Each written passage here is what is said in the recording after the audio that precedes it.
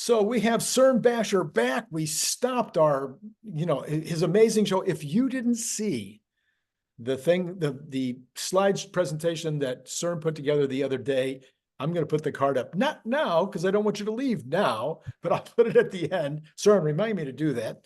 And because it was a fabulous presentation about the AI future, about NVIDIA, about Tesla, of course, all wrapped up in that. But Cern, we have an inflationary problem. And the inflation situation, some people think it might be under control and other people think that it's not under control. And I just gave my opinion last week on this. I'm going to be excited to hear about your opinion on this. Yeah, inflation is always a problem because of the way that we do money on this planet.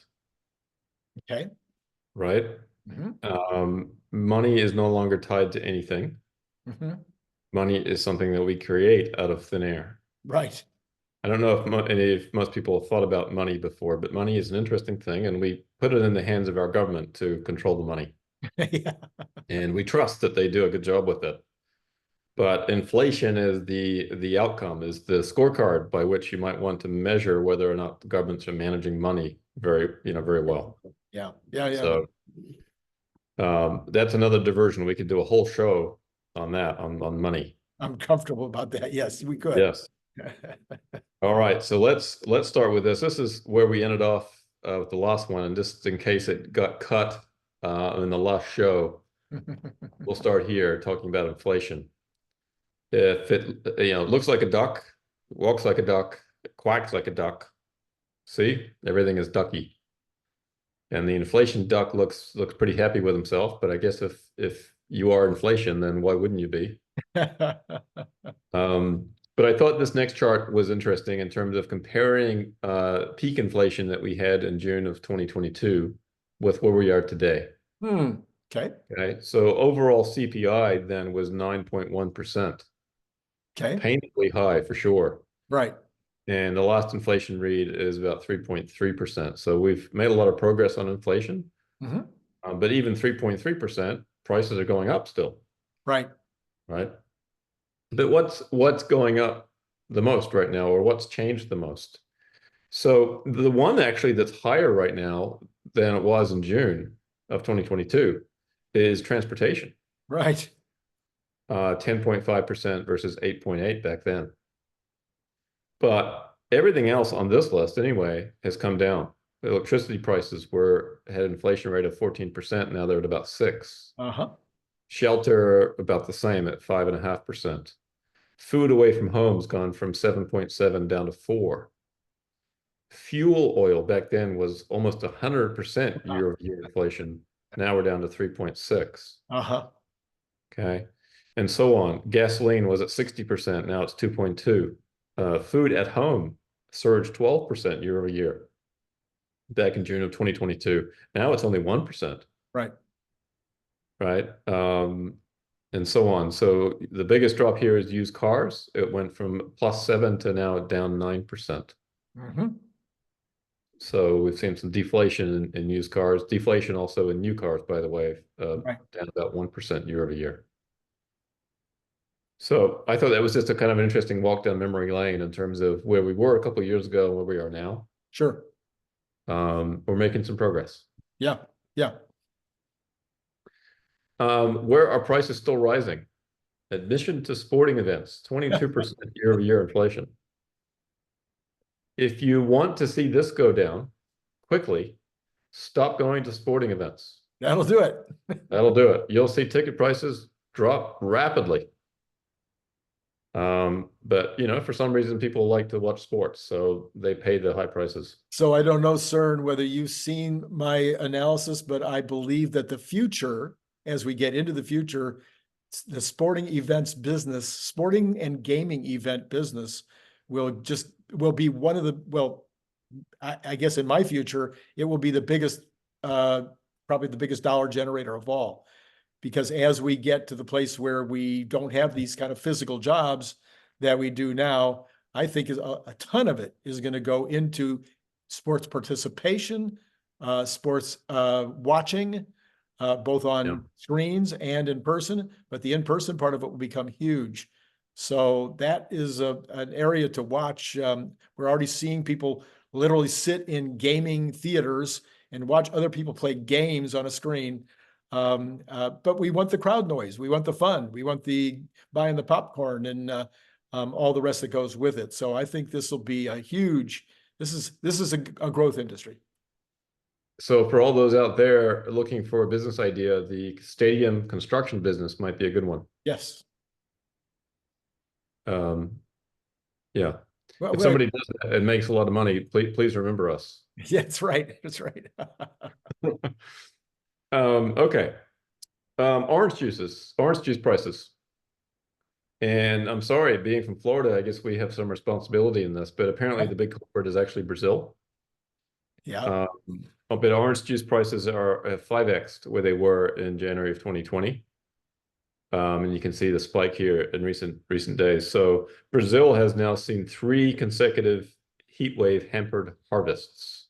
Florida also has had some problems. I think disease, maybe. California, of course, can't make up the difference anymore. I live in Riverside, which is we have the tree.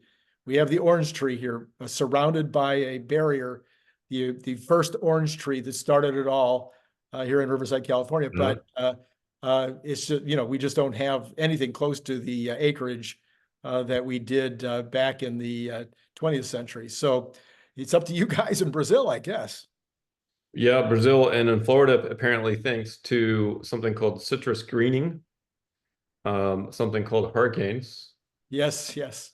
Falling yields in general, and a booming housing market that's taken land away from citrus groves. Well, that's California too. Yeah, that's hurt Florida. So anyway, yeah, if you enjoy orange juice, it's going to be a little bit more costly. Yep. All right. Another thing from an inflationary side, parents are feeling the pinch. And we talked about demographic trends before, and if parents are feeling the pinch, they're probably not likely to have any more kids. So 64% of parents say they're at least okay financially, whatever that means. Okay. But all other adults, 75% of them say they're at least okay. So relatively speaking, parents feel like they're suffering. Yeah, okay. The cost of daycare and the cost of schooling certainly hasn't helped. There's some big price increases that have gone on there. So if we're looking to improve the demographic situation, demographic trends, maybe we should start throwing some money at parents. To all you politicians out there looking for ideas on how to spend money. Yeah, so far this Singapore and Japan have not been able to figure it out. They've tried, but yeah. It's going to be more costly. I think the incentives that they provided so far have not been enough. Not enough. Yep. Yeah.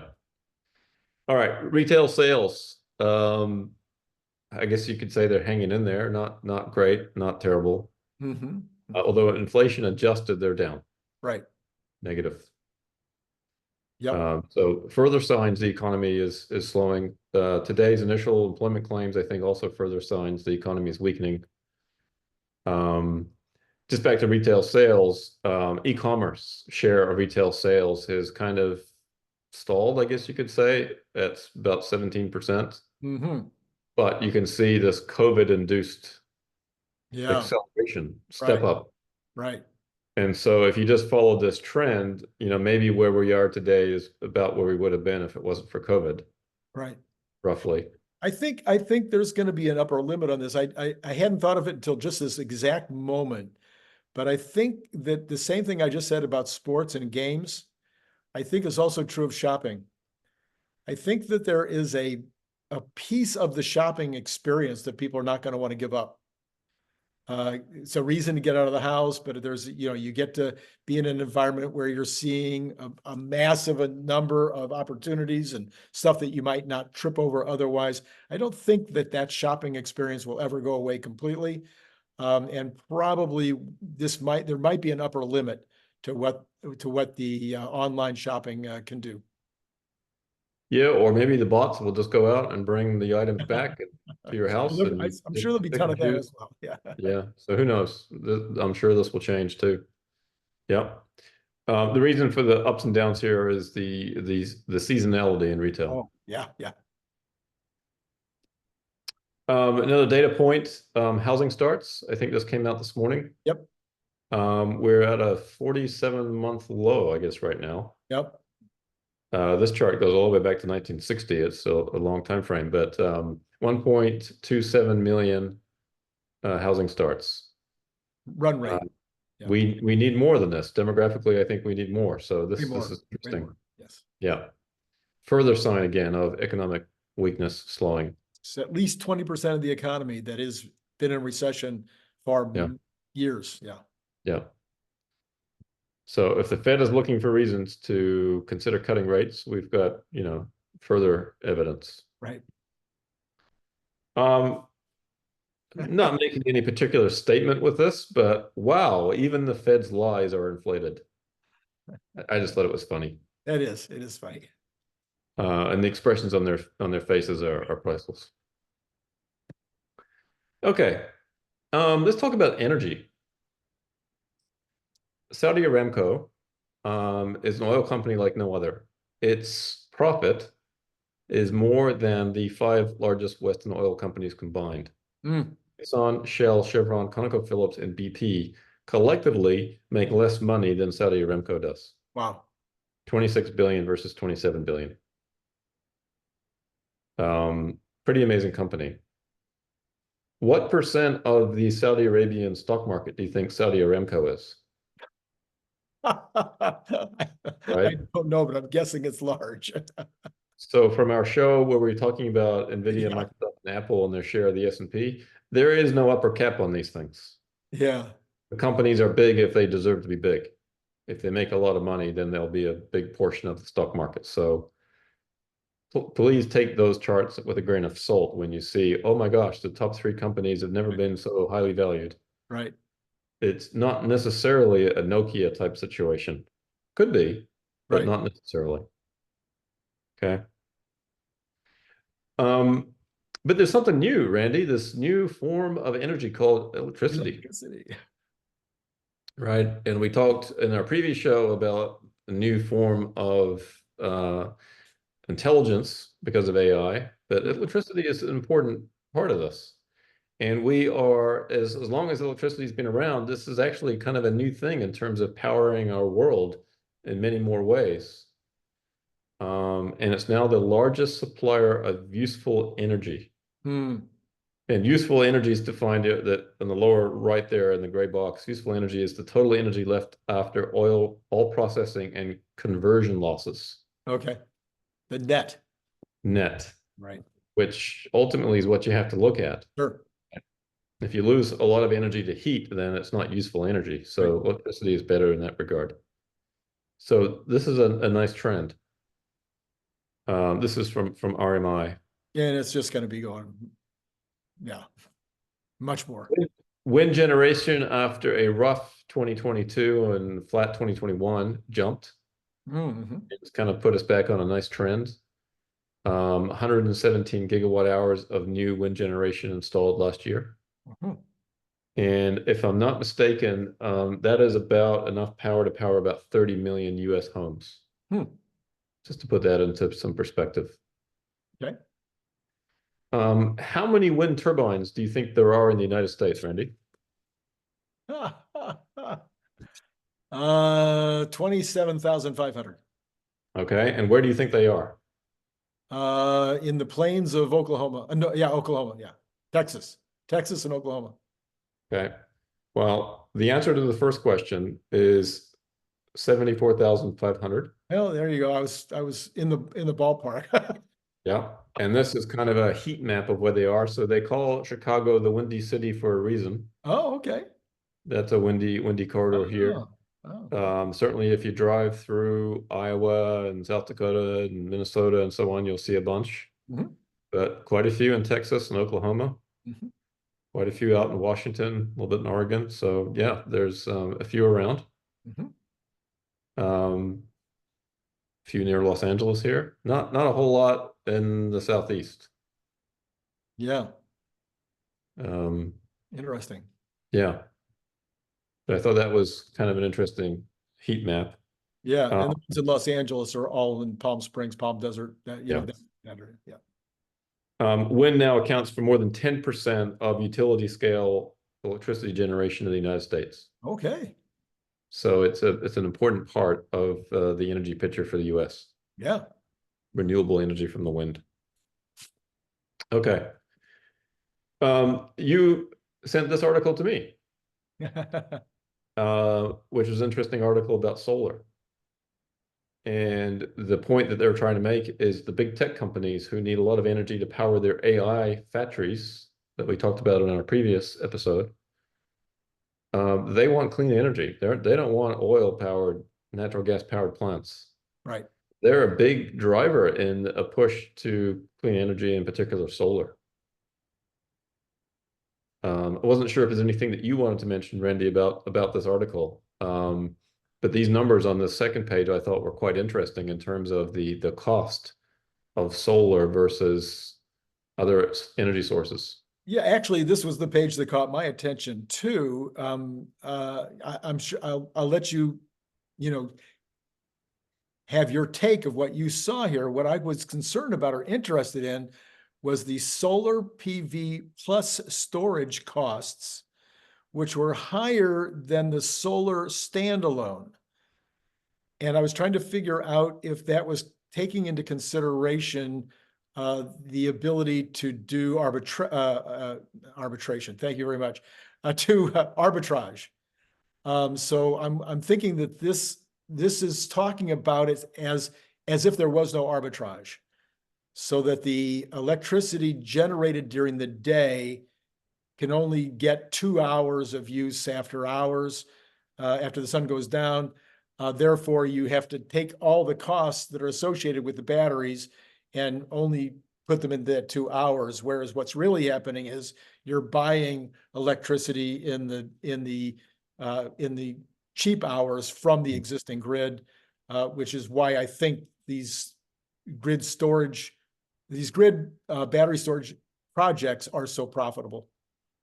There wasn't much discussion in the article about the data here. It was just sort of presented. The interesting thing is normally during peak periods, you would fire up a gas peaker plant. Right. And it's showing on the chart above that the cost per megawatt hour is 110 to 228. It's the most expensive form of energy we have. Exactly. But when you need the power, you need the power. And so that's what people used. So the idea of solar plus batteries, you can get rid of these peaker plants. Right. Which are very expensive. And so, yes, okay, that's still high, but it's higher than the alternative. You're going to pay a premium for energy at peak demand times. That's just going to happen. But I think your point's valid in terms of the ability to arbitrage. That there's some opportunity there that may make the cost lower. Yeah, well, the Australians said that that's exactly what happened for them with that very first installation. What's that got to be 6, 7 years ago now? And then I had a gal on my program who was a specialist. I haven't been able to get her back. I've tried. And she said, no, the biggest number one use for battery storage is in existing utilities that have nothing to do with solar, wind, or anything else, just getting that levelization taking place. Yeah. Yeah. And one thing I thought that was interesting is that they say in the article, Amazon, Microsoft, Meta, and Google alone, those 4 companies, represented 40% of the demand for large utility scale solar projects in the US over the last 5 years. It's crazy. Right. So again, if we're going to be powering AI factories, the demand for energy is huge. So that's, and they have a statement here. I'm not sure if this is entirely true, but the artificial intelligence requires 10 times more electricity than a typical Google search. Wow. Yeah. I think that's something, I think Elon has said something to that effect. Yeah. So we're going to need a lot of power. This next page was interesting. This was a particular day in California. I'm just trying to find the date when this was. Just say, June 14th, 2024. And you can see that solar was the biggest part of the power source in that particular day. It represented more than 50% of the supply from 7:45 a.m. to 5:25 p.m. Yeah. peaking at 64% of the supply at 1 p.m. So, and then you can see the batteries kicked in a little bit in the beginning and quite a bit at the end in terms of the stored up power in the batteries. In those off periods, I guess they had to import energy. I'm not sure exactly where California is importing energy from, but you can see wind was a decent chunk throughout the day.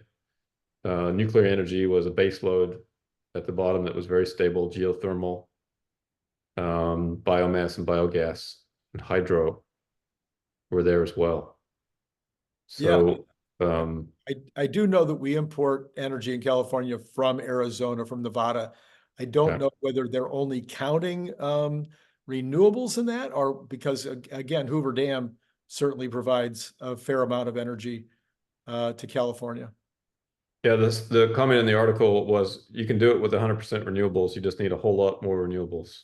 A whole lot more renewables. That's exactly. As the CEO of this power company, I do agree we're going to need natural gas to shore up renewables until batteries become ubiquitous and cheap. Yeah. So it's this transition that we have to go through. And this company signed renewable power contracts with tech companies for, to run their data centers. So anyway, I thought that was interesting article. Thanks for sharing. Yeah. And this was the breakdown on that 24-hour period of how much was used, just a different way of showing this previous chart. Right.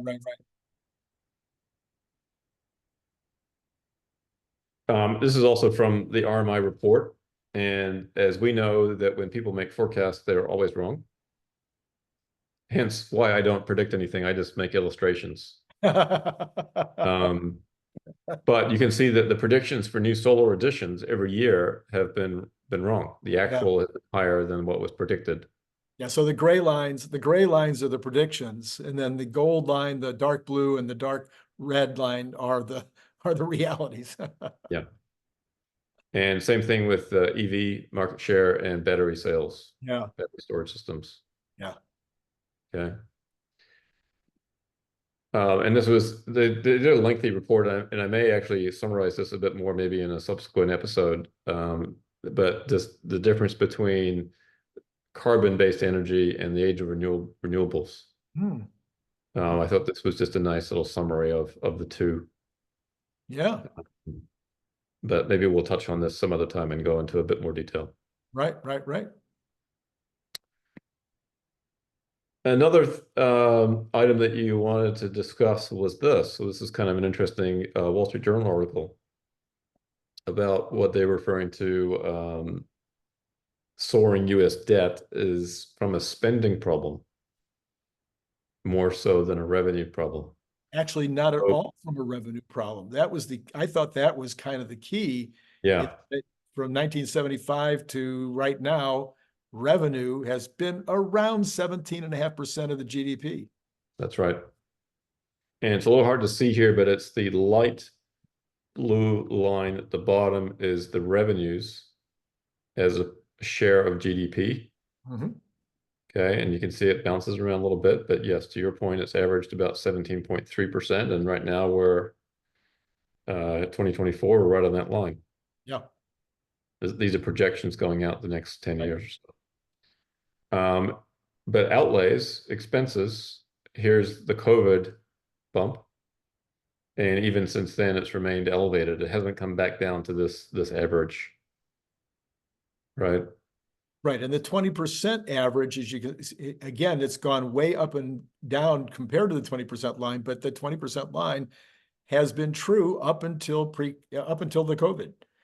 And so there seems to be, at least in the capitalistic world of the United States, there seems to be kind of a thing where no matter what you do to the tax law, people are going to find a way to keep it around 17.5%. Now that's you could call that crowdsourcing, or how the crowd responds, how many people take their opportunities offshore or whatever they do in order to keep their taxes at a certain rate. But we've had all kinds of changes, the massive Reagan changes in the 70s. We've had the Bush changes in the early 1990s. We had the everybody worried about the Trump change recently at the end of his administration, but it ends up being 17.5 no matter what you do. But the outlays, which also seem to have stayed around this 20% level for, what is that, for 50 years. Yeah. They're not there anymore. And so this is where I think we got to really pay attention. Yeah, it's interesting. We had in the late 1990s, a little age of abundance, I suppose, but federal spending dipped down to the lowest level that you see on this chart. Right. And then here is the financial crisis, and you would expect the government to spend more during the crisis. That's when government should be spending money. Sure. And the same thing happened here during the pandemic. And it did come down somewhat, but yeah, it's still elevated. And continuing up now. Yeah, and the projections are up. Yeah. Now, take these projections with a grain of salt because things can change. But yeah, as it stands today, that's what it looks like. Yeah. Yeah. And we could have crazy increases in fact, I did just talk to Larry last night about this, something you and I might talk about sometime, is that we might have pretty dramatic increases in revenues as we see the stock market go nuts.